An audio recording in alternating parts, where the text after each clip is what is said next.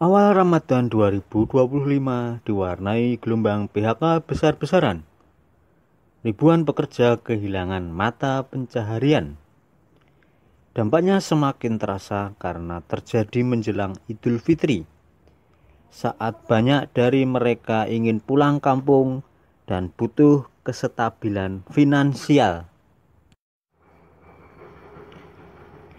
Ironis, UU Cipta Kerja yang diklaim pemerintah sebagai solusi penciptaan lapangan kerja justru jadi alat pemutusan hubungan kerja.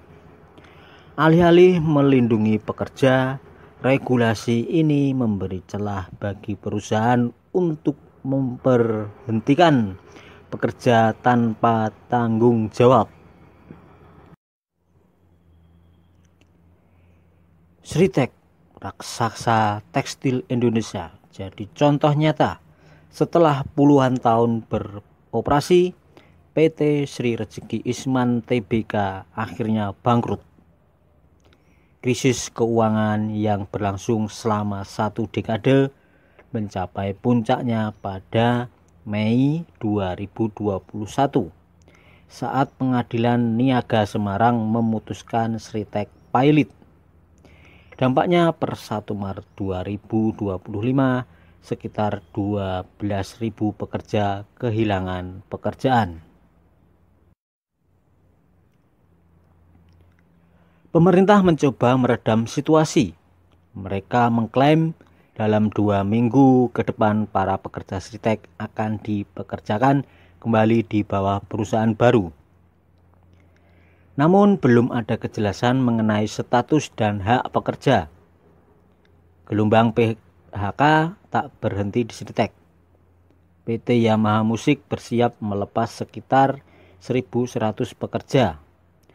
PHK akan dilakukan bertahap di 2 pabrik, yakni di kawasan industri MM2100 Bekasi dan Pulau Gadung, Jakarta Timur. PT Sanken pun bernasib serupa. Setelah lebih dulu memecat 500 pekerja, produsen elektronik asal Jepang ini akan kembali merumahkan 400 pekerja pada Juni 2025. Gelombang PHK yang masif bukan sekadar dampak ekonomi.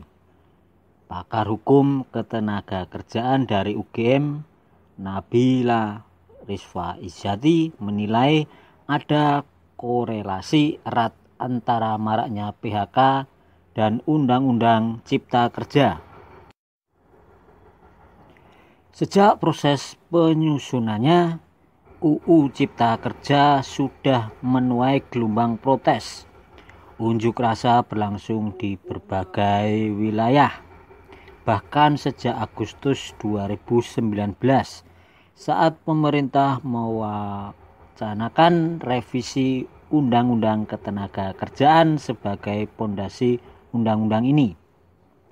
Para demonstran khawatir aturan ini akan merugikan banyak pihak. Bagi pekerja, UU Cipta Kerja berarti pesangon yang lebih kecil, cuti wajib yang dipangkas, jam kerja lebih panjang, serta peluang perusahaan menggantikan pekerja penuh waktu dengan tenaga kontrak atau paruh waktu. Dampaknya tak hanya dirasakan pekerja. Aktivis lingkungan memperingatkan bahwa undang-undang ini bisa mempercepat deforestasi, melemahkan upaya pengendalian gas rumah kaca, dan memperburuk krisis iklim.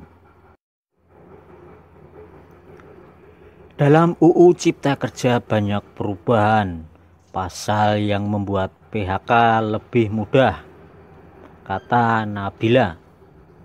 Ia menambahkan tingginya angka PHK memang dipengaruhi banyak faktor, termasuk ekonomi pasca COVID-19. Namun aturan baru membuat PHK berskala kecil hingga besar lebih leluasa dilakukan. Setelah UU Cipta Kerja, PHK memang lebih gampang dilakukan, tegasnya. Jika kasus PHK diselesaikan melalui Pengadilan Hubungan Industrial, Komnas HAM menuntut transparansi, independensi, dan imparsialitas. Selain itu, pemerintah diminta memastikan hak normatif pekerja tetap terpenuhi. Jaminan sosial harus diberikan hingga pekerja mendapatkan pekerjaan baru. Tunjangan hari raya juga wajib dibayarkan sesuai tenggat yang telah ditetapkan.